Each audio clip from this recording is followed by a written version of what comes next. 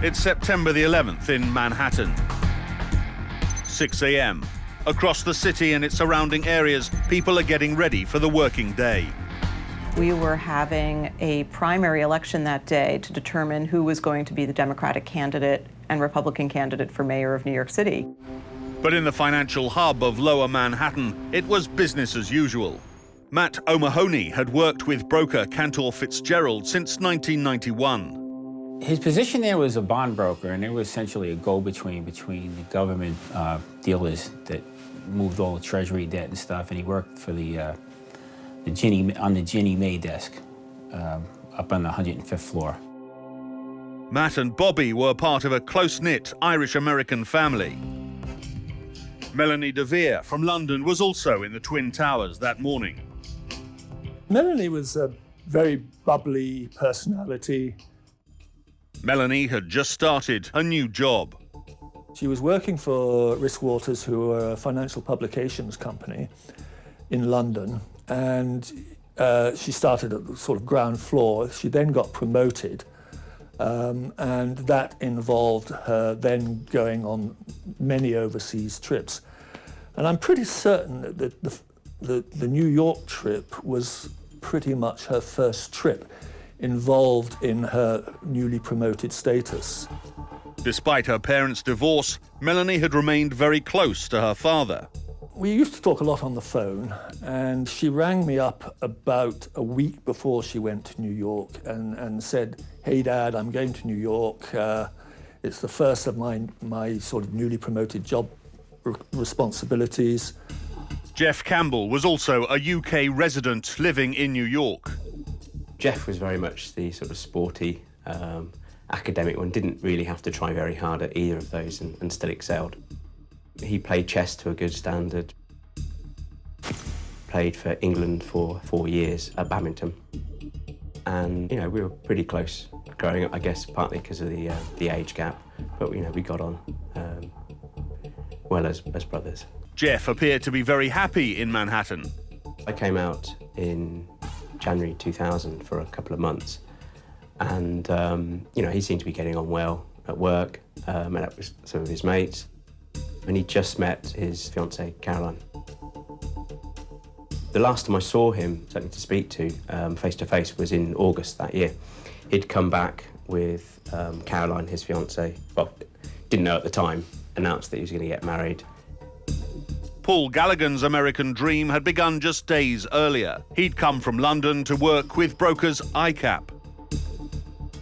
I came over with them just to start the US division, the equity derivatives division here in New York. And so when I arrived, it was the 4th of September, was my first day at work. He'd taken his newly arrived children around Manhattan. We were driving past the towers, and I said to the kids, I said, we'll go in there, that's where I'm going to work. We'll go in there one day, because there's a restaurant at the top called Wonders on the World, and I've been there, and I said I'm going to take over. And of course, we never got to do that. 7:35, Mohammed Atta and Abdulaziz Al Omari, also with 3 others, board Flight 11 at Boston's Logan Airport.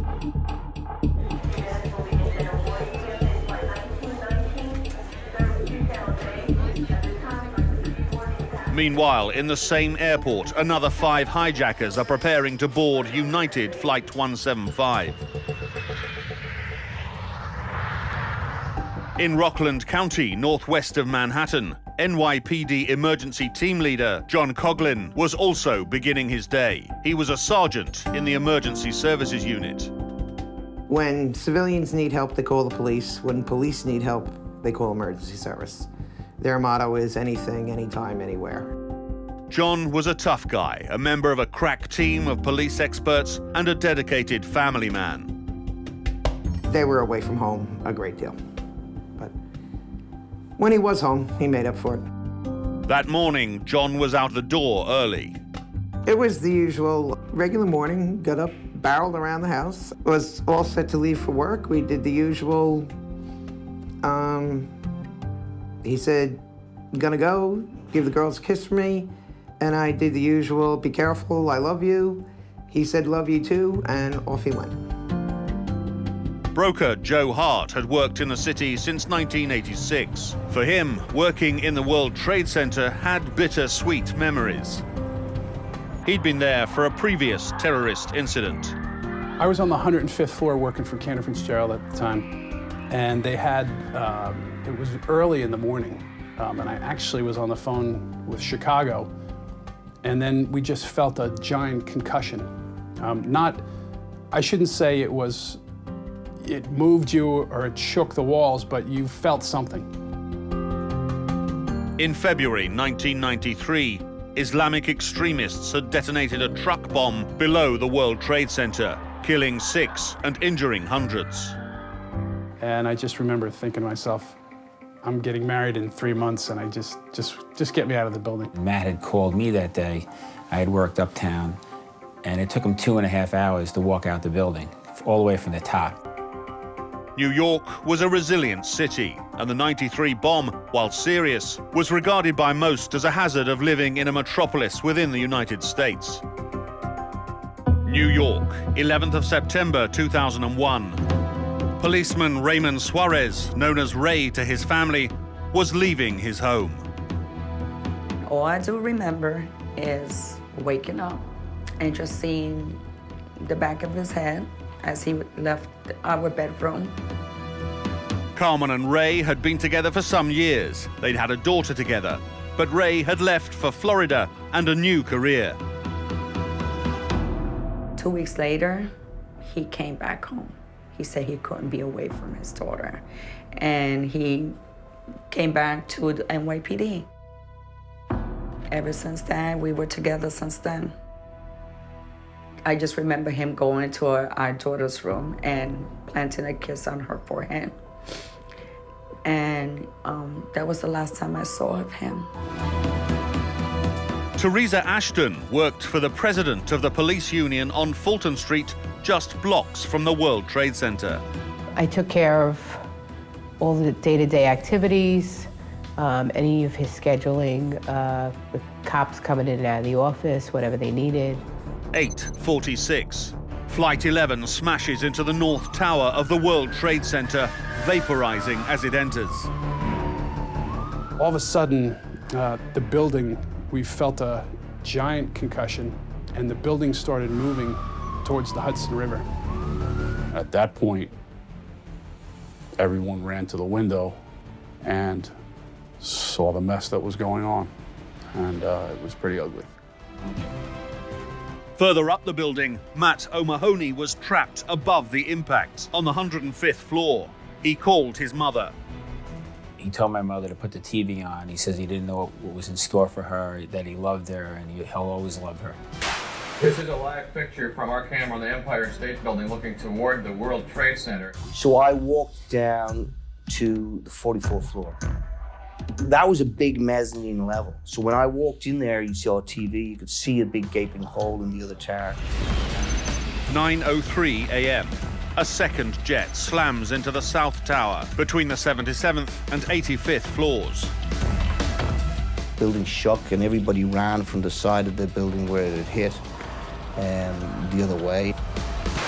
There's another explosion down the left side on the second World Trade Center tower. You see that huge ball of fire that just went up there. I know it's quite a distant shot, but that looked to me to be happening at number 2 World Trade Center. You'd have people jumping out windows, so you would hear that coming over the radio. They'd, people are jumping from the building. They kept asking for more fire, more emergency personnel, and it was just calling everybody was what was happening. I was going to walk downtown and didn't know what else to do when the first tower came down.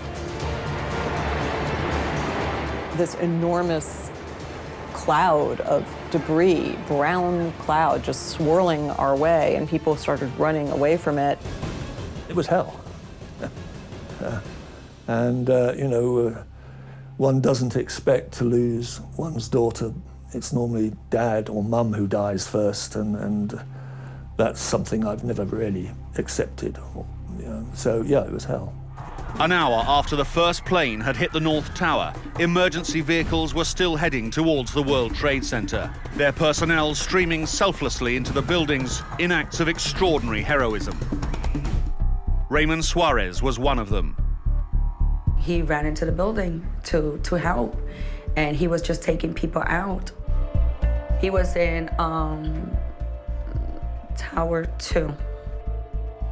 The last woman that he was able to take out of the building was a woman that was pregnant. When the pain came, it did so at a time which only compounded the misery.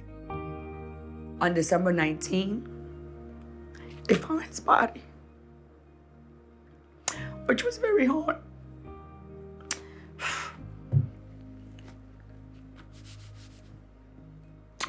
Because I had to say goodbye to him 4 days before Christmas.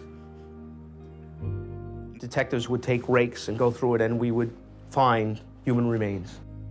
But for many, the identification was to be a slow and tortuous process. There have been 6 body parts recovered. In the weeks and months that followed, New York gradually returned to some sense of normality. But for so many survivors, there were funerals and memorials to be attended. Now the dead are remembered at the 9/11 Memorial, where water cascades into 2 pools on the site of the Twin Towers. It provides a focal point for families and friends of the thousands who died, and a permanent reminder of what happened that day.